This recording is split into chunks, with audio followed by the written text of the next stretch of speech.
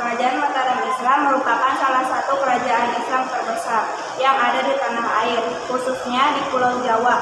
Kerajaan Mataram adalah kerajaan Islam terbesar di Jawa yang hingga kini masih mampu bertahan melewati masa-masa berakhirnya kekuasaan kolonial Belanda di Indonesia.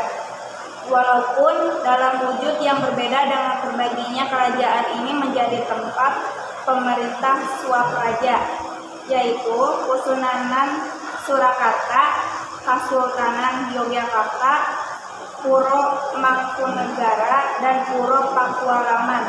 Sebelumnya memang ada kerajaan-kerajaan Islam di Jawa Tengah yang lain yang mendahului, seperti Demak dan Pajang.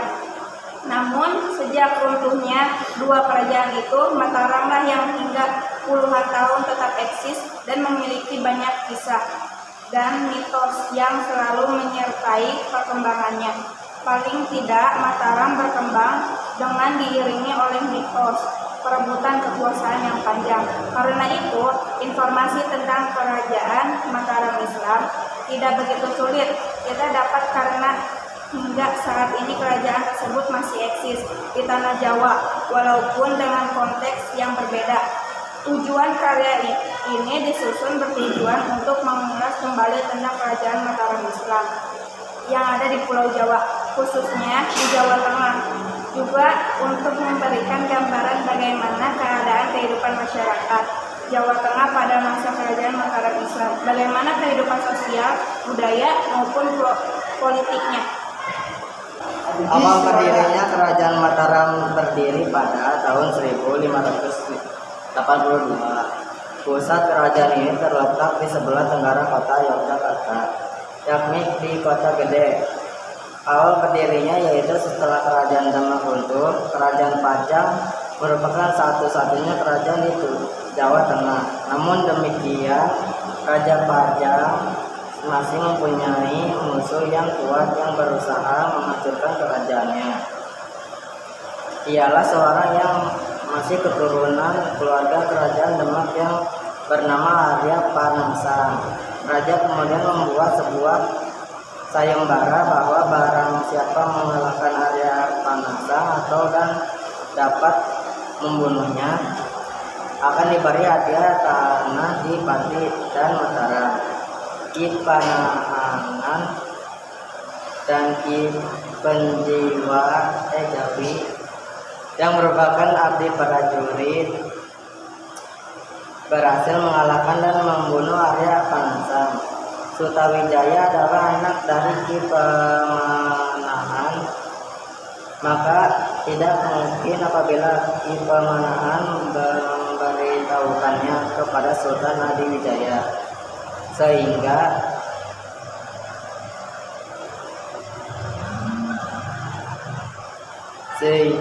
Kiai Jurumatani mengusulkan agar Ki Pamanahan dari Ki Penjiwa memberitahukan kepada Sultan bahwa mereka yang membunuh Arya Panasa. Ki Ageng Pemanahan memperoleh tanah di hutan Mentoak dan Ki Penjawi memperoleh tanah di Pati. Pemanahan berhasil membangun hutan Mentoak itu menjadi desa yang makmur, bahkan lama-kelamaan menjadi kerajaan kecil yang siap bersaing dan Pajang sebagai atasannya. Setelah Pemanahan meninggal pada tahun 1575, ia digantikan putranya Danang Saktiwijaya yang juga sering disebut Pangeran Ngabihi Loring Pasar. Sutawijaya kemudian berhasil memberontak kepada Pajang setelah Sultan Wijaya wafat pada tahun 1582. Sutawijaya mengangkat diri sebagai Raja Mataram dengan gelar Penembahan Senapati. Pajang kemudian dijadikan salah satu wilayah bagian dari Mataram yang ibu kota di Kota Gede. Senopati bertahta sampai wafatnya pada tahun 1601.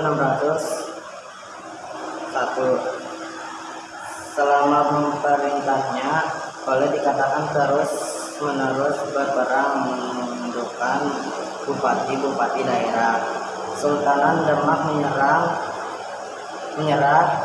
Meneraga, Pasuruan, Kediri, Surabaya berturut-turut disebut. Cirebon pun berada di berbeda dengan kerajaan Demak yang masih bercorak maritim. Kerajaan Mataram lebih menonjol sebagai kerajaan agraris dengan ciri feodalisme.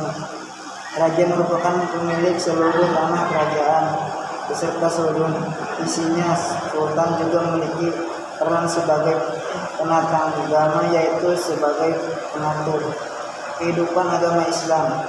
Kehidupan sosial budaya pada masa kerajaan Mataram berkembang pesat di bidang seni sastra, bangunan, lukis, dan ukir. Di samping itu juga muncul kebudayaan Wajen yang merupakan akulturasi antara kebudayaan Jawa, Hindu, Buddha, dengan Islam.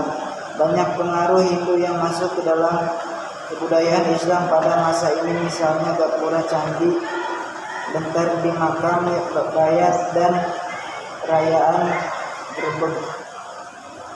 Upacara Grebeg bersumber pada memuja roh nenek moyang berupa kenduri gunungan yang merupakan tradisi sejak zaman Majapahit, dijatuhkan pada waktu hari raya Idul Fitri dan Grebeg Maulid pada bulan Rabiul. Hitunglah tahun yang sebelumnya merupakan tarikh Hindu yang didasarkan pada peredaran matahari, tarikh Samsiah, maka sejak tahun 1633 diubah menjadi tarikh Islam yang berdasarkan pada peredaran bulan terakhir Komariah. Tahun Hindu 1555 diteruskan dengan perhitungan baru dan dikenal dengan tahun Jawa. Adanya suasana yang aman, damai, dan tentram menyebabkan berkembangnya kesusastraan Jawa. Sultan Agung mengarang kitab sastra gending yang berupa filsafat. Demikian juga muncul kitab Nitisruti, Nitisastra, dan Astrabrata yang berisi ajak tabiat baik yang bersumber pada kitab Ramayana. Kehidupan ekonomi kerajaan Mataram Islam. Kehidupan ekonomi kerajaan Islam banyak ditolong dengan daerah pertanian atau agraris. Hal ini tentu saja karena letak geografis kerajaan Mataram Islam yang berada di pedalaman dan memiliki tanah yang subur. Kondisi geografis yang sangat mendukung ini menjadi kehidupan ekonomi kerajaan Islam Mataram berkembang begitu pesat dan bahkan sampai bisa menjadi kerajaan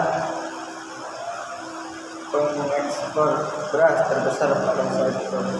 Selain mengandalkan hasil pertanian, masyarakat Mataram juga pandai melakukan perdagangan laut.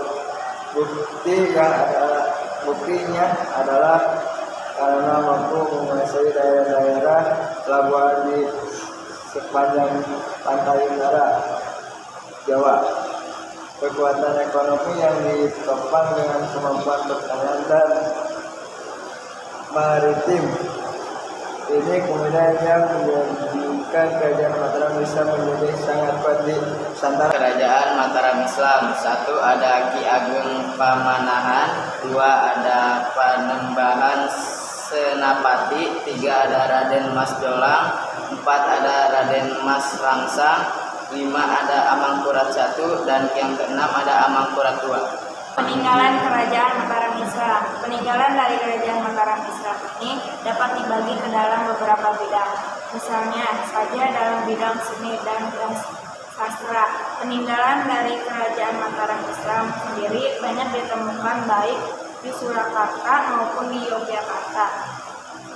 Berikut peninggalan Kerajaan Mataram Islam sebagaimana disebutkan dalam buku Peninggalan Kerajaan Islam karya Nur Hidayati. 1. Banteng Vastenburg. 2. Pasar Gede Harjonagoro. 3. Rumah Sakit Kadipolo. 4. Masjid Agung. 5. Keraton Kasunanan Surakarta. 6. Taman Sriwedari. 7. Masjid Agung Gede Kauman. 8. Masjid Kota Gede. 9. Masjid Partonegara Sultoni Ploso Kuning. 10. Pasar Kota Gede. 11. Kompleks Makam Kerajaan Imogiri. Assalamualaikum